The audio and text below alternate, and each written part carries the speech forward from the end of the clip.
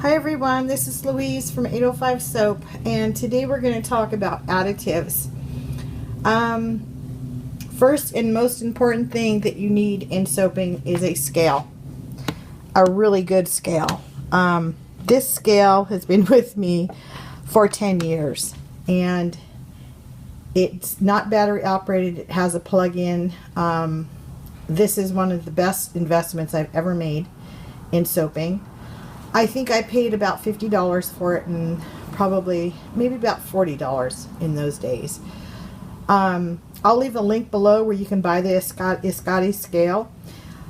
This is so important when you soap, because when you're soaping you have to be you want to be pretty close, and pouring liquids into a cup and measuring it does not work. You have to deal with fluid ounces. You have to deal with grams when you're using essential oils. Everything that you do in soaping should be weighed, in my opinion. That's what I do. I don't make a batch of soap without weighing it, because I don't know how much fragrance oil to use. And if I don't know how much fragrance oil to use, either it's going to be too light or it's going to be too heavy. So the first thing you should invest in is a good scale, okay? So with that being said, let's move on to the other items. We have oil in the back. The oil in the back is rice bran and grapeseed oil, and yes, you can use it in soaping. Why do you want to use it? I have no idea. Maybe it's label appeal, I don't know. My base, the base that I use, is fabulous. I love it. It gives me lather, it gives me everything that I want from a soap, okay? And I don't need to put oils into it, because your soap has already been saponified. If you don't know what the word saponification means in soaping, I suggest you look it up, because you cannot change the base. It's already been made. Okay, so I think it's a waste of money. I don't use it. I use those oils when I do cold process soaping, and that's what they are used for. I do not use oils at all. If you're going to use oils, test them. Test them and start out with a teaspoon per pound and see how it turns out. Sometimes they'll turn out slimy. Sometimes they'll turn out, they won't last as long in the shower. You're going to have to test it. I don't add those additives to my soap at all. So, and I don't recommend it, because a half a teaspoon is not going to change the base. Okay, in my opinion, it's just not going to change it. So we all know we need a good scale. So we're going to take the scale out of here. So now that you know what your soap base weighs, then you can add your additives. Okay, you can add things like oats, okay, oatmeal. You can add kelp, you can add calendula, you can add activated charcoal, you can do walnut seeds, and you can do clays. You can do even sea clay, red clay, green clay. There's a bajillion clays out there today that you can use. Half of them I don't even know about. Do I use them? Sometimes. Not a lot. I stick with the basics, with what you see in front of you. And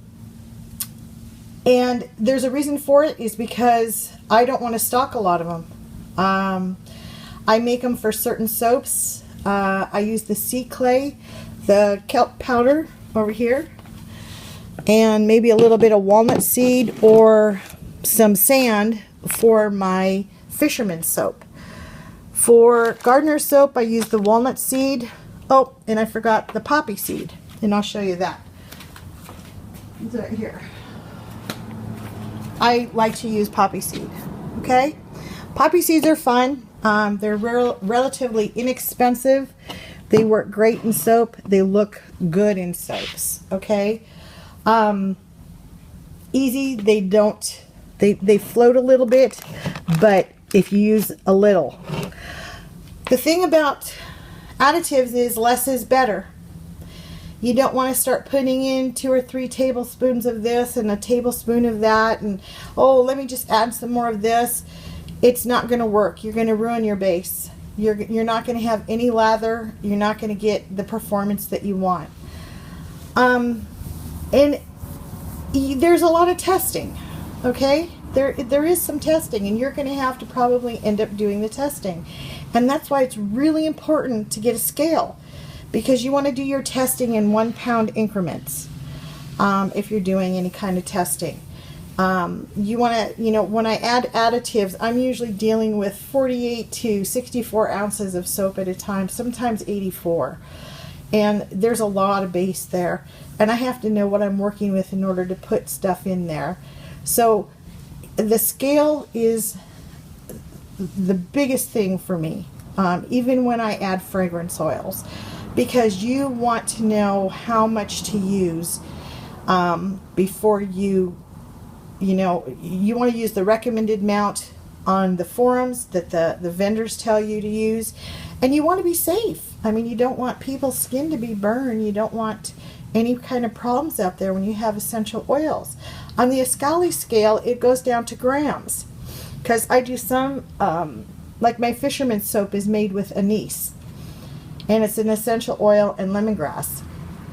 And when you make those, you want to use like 1%, and 1% in grams is like maybe 2 or 3, 4 grams. That's it. So I think, you have to figure all of this out and how it works with everything.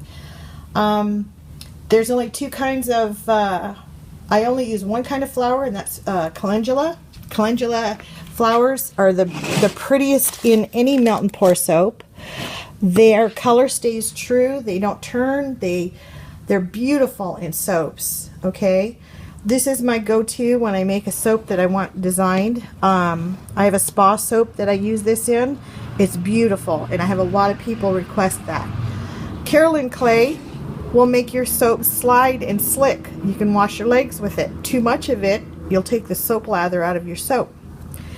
Walnut seeds. Here's a perfect example. More walnut seeds fall to the top. A little bit on the bottom.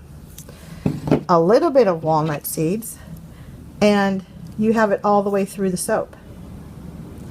Okay? So it depends on what you want. It's actually walnut husks. They're ground up. Okay? The shells. And it's very exfoliating. Would I use it on my face? No. Would I use it if I worked on a car? Yeah. If I did some gardening? Yeah. If I dug in some dirt, or, I got my hands dirty, maybe even with little paint, I'd use that because it will scrub it off. But I think additives, you have to experiment with. You have to, rule of thumb is 1 teaspoon per pound, okay? And that doesn't mean I can put a teaspoon of red clay, a teaspoon of green clay, a teaspoon of sea clay. No. It's a total of 1 teaspoon per pound. Okay? That's where the big mix-up is. You can't have a teaspoon of this, a teaspoon of this, teaspoon of this, teaspoon of this, all in 1 pound. The soap isn't going to work. Okay? So the confusion might be is that how much can you put in there? And I want to tell you that you don't have to put it all in there. You can put a very little in there and it'll be fine. You don't have to make that base so full of additives that, unless you're going for label appeal. And then who's going to pay you $10 for a soap that weighs 3 or 4 ounces? Nobody. So you have to watch your cost factors and how much money you're going to, spend on everything. A lot of my wholesale accounts, I don't do a lot of additives. I keep it very minimal, because that's more expense for me. I have to keep inventory for soap. I have to keep inventory for fragrance oils. I don't want to keep a big inventory for additives. It's just not worth it. You're not going to make any money. The bigger your inventory means the more you have to produce. So, that's my take on additives. 1 teaspoon per pound total. And if you can go less, I would go less. And play around with it. Use your soap after you make one with an additive in it. You be the guinea pig. See if you like it. If you don't like it, then don't do it. But I will suggest one thing, and I saw somebody on the forum today. They had whole oats in their soap, okay? And when you take these whole oats, and these whole oats are hard, okay? And you rub them on your skin, it's going to be scratchy. So what I do is I take these and I blend them up and I make it into a fine powder, okay?